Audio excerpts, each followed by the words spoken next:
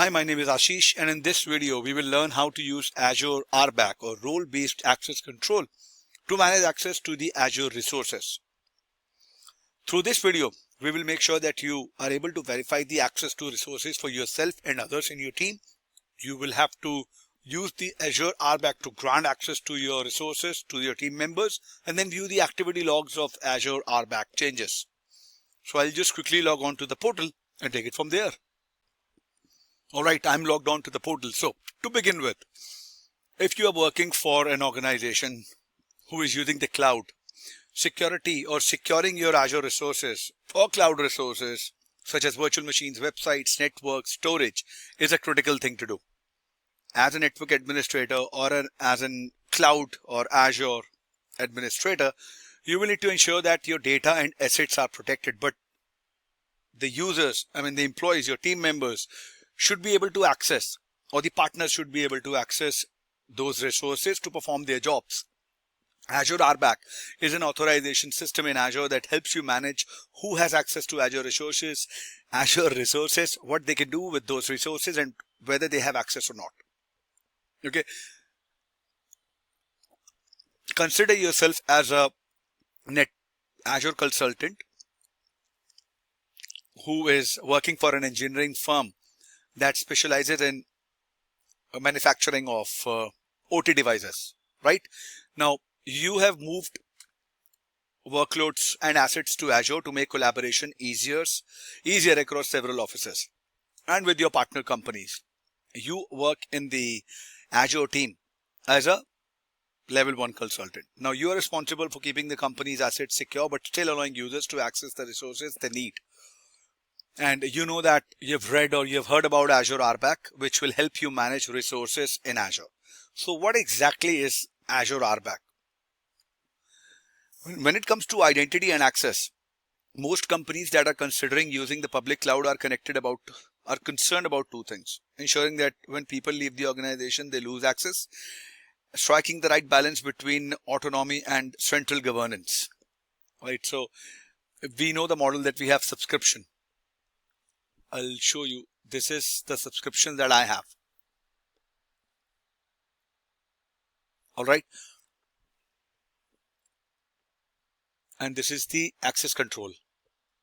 Yeah, I'll fill it on the subscription.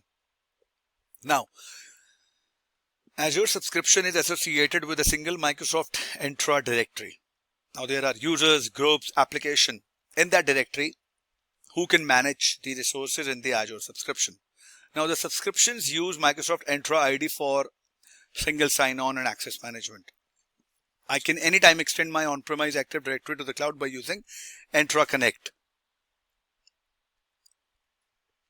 Now, this feature will allow my team to manage their Azure subscriptions by using their existing work identities.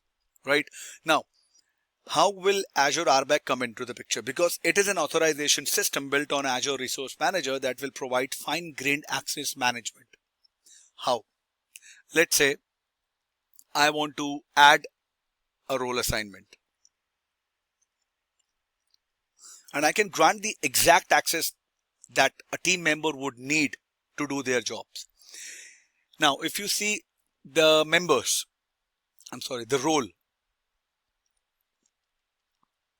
I have a different role, built-in roles. Like if I want to grant one user the reader access, I will use the reader role. If I would not have Azure Rbac in place, I would not be able to grant that exact access to that user, which is required for them to do their jobs.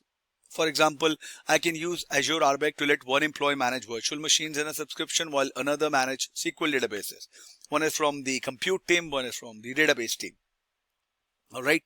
Now, I can grant access by assigning the appropriate Azure role to the users. Like if I am assigning reader role, right? And I have privilege administrator role as well, which I would be very cautious in assigning to any user or any team member.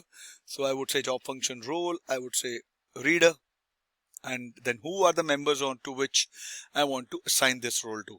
I can select a member from my tenant, whatever I have. You see, I have members, I have the groups as well. This is my own ID, so I'll not assign that to my ID, but if I would have members here, I would select it and that member would have the access using the permissions that are specified in that specific role. If you see the details here of a reader, it will load the permissions. And this is all what that reader role can do. Mind you, it is not a security reader, it's a normal reader role. Okay. Now, if I'm a global admin, I have all the privileged access, right? On the tenant, I can assign the Microsoft Entra roles or the Azure Rbac roles on a tenant or on the root management group, on a management group, or on a subscription, or on a resource group, or on a specific resource as well, right?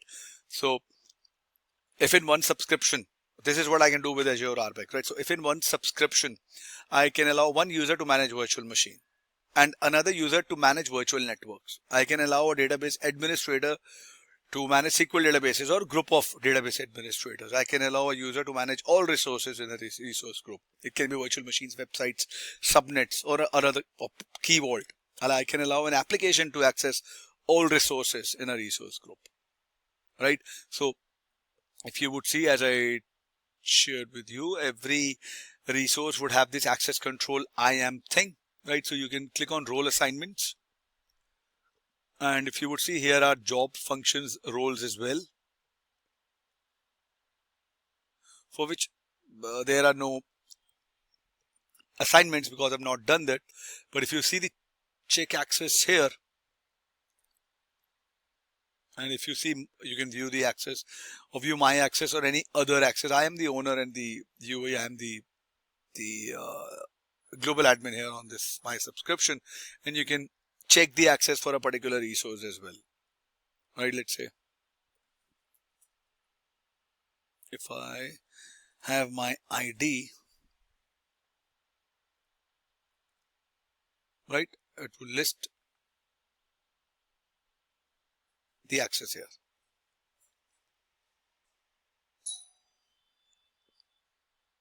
And now if I have my subscription, right, and or a resource group, let me go to my resource group. This is my resource group. Same way we were discussing before, if I go here, I will be able to give the access or check access, right, using the IAM or access control tab on my left pan. And I can add a role assignment, I can add a co-administrator, I can add a custom role as well. By role assignment, you can add a role assignment from here as well. You can pick members, you can add group or add in service principal, built-in roles, you can assign a custom role access, and then same way you can remove the access under the assignments from the IAM as well. You can also view activity logs for Azure Rbac changes, right? So if you go to the activity logs here,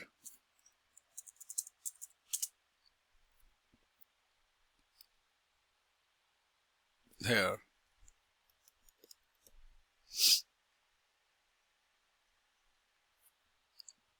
are no results here, but you can set the time span for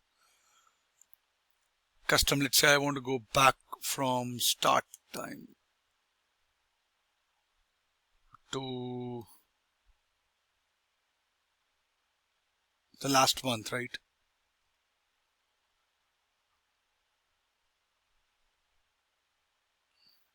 Or last month. Here I can click on apply. It will show me the logs as well.